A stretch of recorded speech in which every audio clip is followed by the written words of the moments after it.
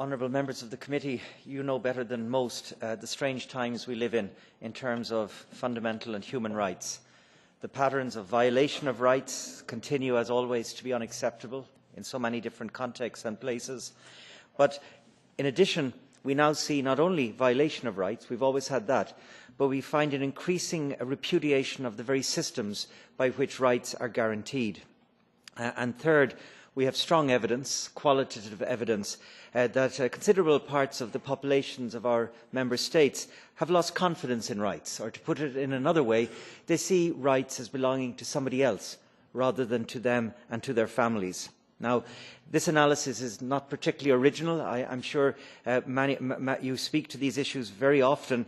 I just wish to assure you at the outset that the Fundamental Rights Agency is acutely sensitive to the environment and is seeking to engage with it at every turn. In order to do so, we have 4 methodological preoccupations, and I've spoken of these to you before, but they remain absolutely relevant as we move into 2017. And those 4 are as follows. The first is that of relevance. We must deliver to you what you need, not what we think you need. And this involves a very active listening to the institutions, to member states, to civil society and to the other stakeholders. Second, timeliness. It's not enough to give you what you need. We have to give it to you when you need it. And again, this requires careful attention by us so that we deliver to you the evidence and the data, the findings, the analysis at the moment when it's of value to you as you pursue your development of law and policy. Third, rigour. The agency has always prided itself and will continue to focus high attention to the need for rigour in its work. And rigour has at least 2 dimensions. The first is the rigour of scientifically impeccable work, and the second is that of adherence to law. We only have validity in making claims with regard to rights to the extent that we can root those claims in the legal obligations into which the institutions and the member states have entered. And the final of the methodological preoccupations is that of impact. We're only as good as the extent to which the work we do ultimately helps achieve a real improvement on the ground for real people. And so relevance, timeliness, rigour and impact inform everything that we do.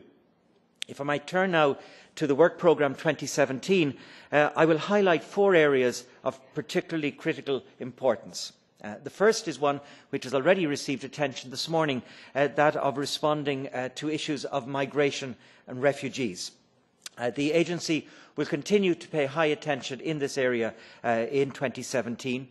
We will continue to work at the hotspots together with the other agencies, with the Commission and with the Member States to identify the risks of fundamental rights abuse and contribute towards having them avoided at all through multiple forms such as training, development of guidelines, supporting the development of standard operating procedures and so forth. Secondly, we will continue the multi-country analysis of the refugee and migrant situation as it continues to unfold in Europe. We will continue to report on a monthly basis, to publicly report on the situation in 14 particularly affected EU member states. This reporting will have both country-specific data and a thematic preoccupation, such indeed as the issue of health, which we dealt with last year and to which we will have to return soon, the particular health situation of migrants. The third area in which we will support responses to the migration crisis is that of delivering to you in-depth legal analysis in the form of opinions when you request them with regard to the legislative files. We have delivered to you 7 opinions last year. We stand ready to continue to provide this service in the migration context, but of course more widely also. 2 other areas related to migration that I might mention are firstly the work we're doing, a major project on the use of the gathering of biometric data at borders.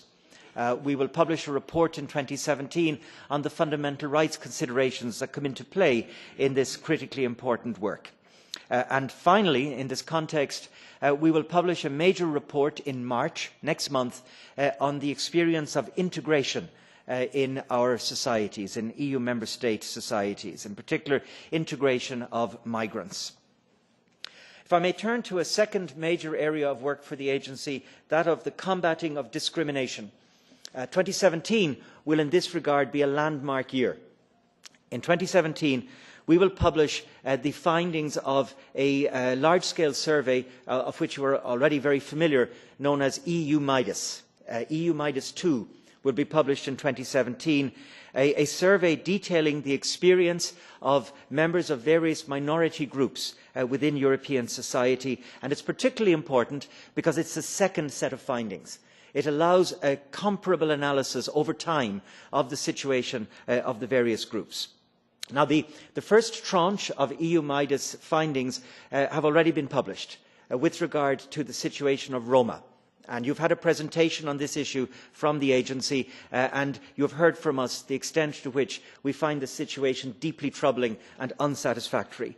I want to assure you we will continue to focus on the situation of Roma going forward.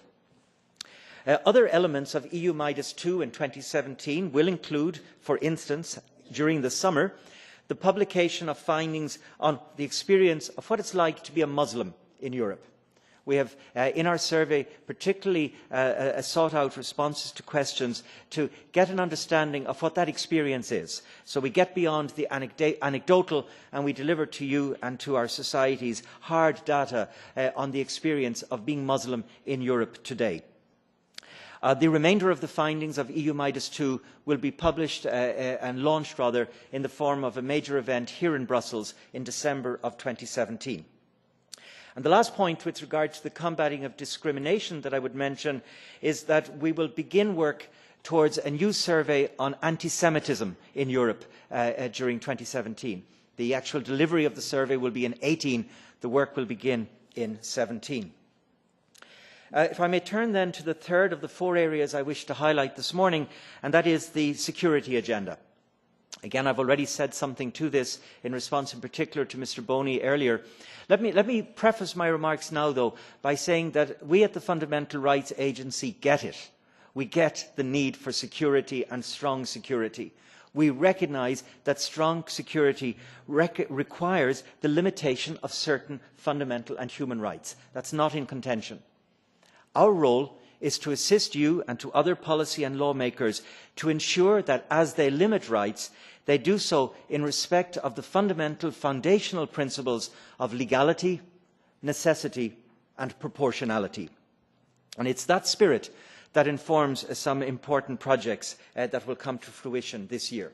The first of those is a report which you commissioned, you sought, on the nature of and the application of surveillance regimes across the EU member states.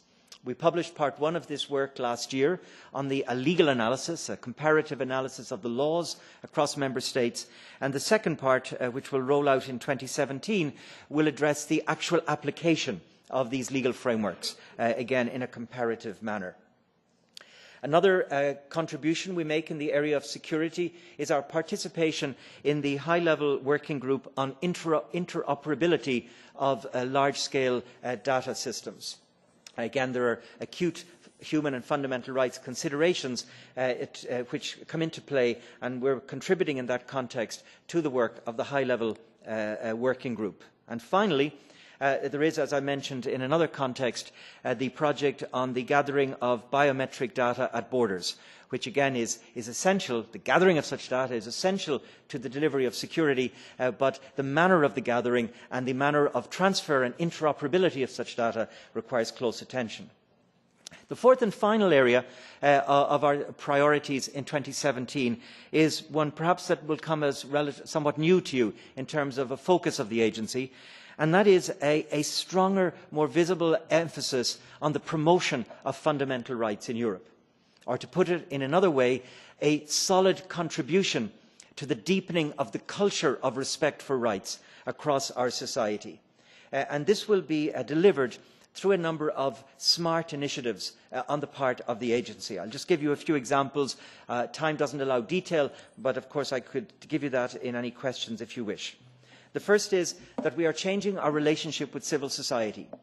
We are reforming the space within which we engage with civil society, not only to have a better relationship in terms of information flows, but also so that we can offer more of a protective space to a civil society that increasingly feels under threat. Secondly, and in a similar fashion, we are strengthening our partnership with national human rights institutions and equality bodies. They too need help. They too will benefit from cooperation. We will be strengthened through cooperation with these critical actors for human rights. Third, we will devote further attention to promotion of the Charter of Fundamental Rights. Fifth, we will develop a project called the European Fundamental Rights Information System. I hope I tantalise you just by the name, because time does not allow me to give you any detail. And finally, very importantly, we are going to undertake work in 2017 to see how we can do a better job of communicating rights in our societies, in that context of cynicism and loss of goodwill and things of that nature that I mentioned at the outset. So, Madam Chair, honourable members, to conclude, let me recall that this year is the year of the 10th anniversary of the agency. It's not a year for celebration. It's a year for acknowledgement and for marking the anniversary. We cannot celebrate because the issues remain too daunting. The patterns of abuse remain too great. The challenges remain impressive and considerable. But I want to assure you and this committee that the agency goes forward into the next 10 years of its life strong in determination, with a clear sense of direction, and very much looking forward to a renewed partnership with this committee so that we can work together to build the Europe of values in which we all believe. Thank you. Thank you very much, Madam. Firstly, Madame Post and the very bad figures we rolled out with regard to the situation of Roma. You asked about our relationship with the Commission. It's a very lively and a very good one. We're cooperating closely. We as an agency are not shy to name anti-Gypsyism. It's real. It's a presence in Europe.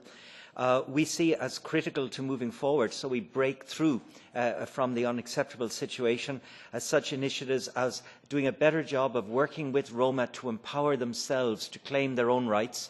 And secondly, at the more prosaic level of where money goes, we see a considerable untapped potential in terms of structural investment funds and how these can be more smartly used in this context.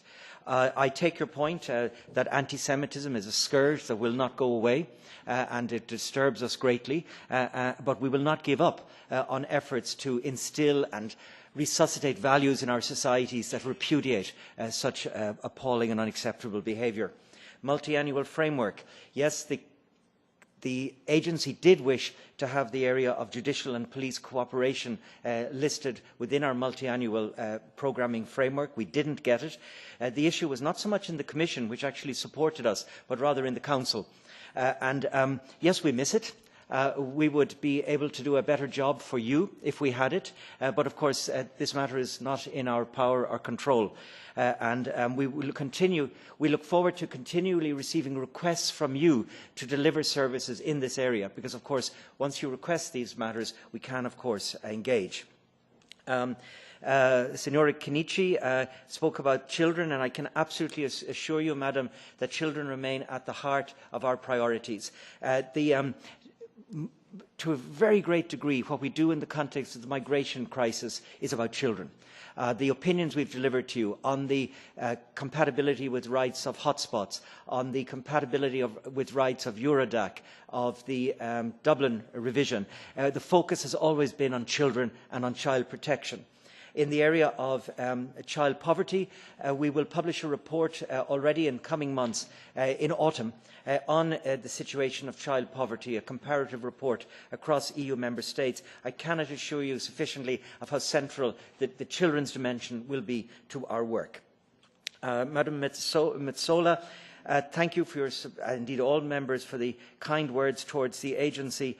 I want to assure you that the issue of media freedom is of high importance for us, and I hope that that's adequately demonstrated in what we do and how we work. We published a significant report in the context of the Commission's colloquium on media freedom a few months back, which maps the situation across EU member states. I think that's a useful tool for you as you do your work in this area. I take every appropriate opportunity to speak out for media freedom, a strong independent media, as I did in a speech in Poland just 2 weeks ago, and that will remain important.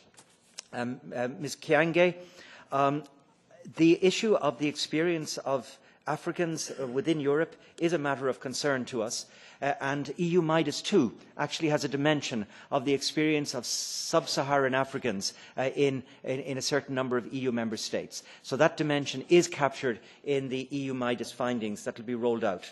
Another relevant initiative is that in 2017 we will begin work on a new edition of our handbook on ethnic profiling. We need to catch up with the reality of the world out there today and develop a tool that the police, investigators and civil society can use to avoid the unacceptable practices within ethnic profiling.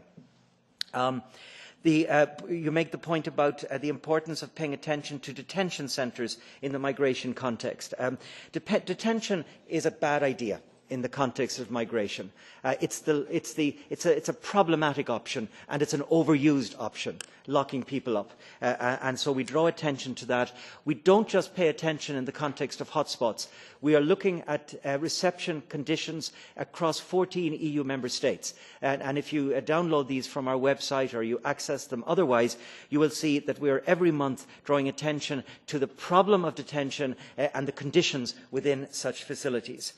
Finally, on the issue of freedom of expression and its importance and the need to combat false news, and in fact, this is a point that Mr. Boney also raised.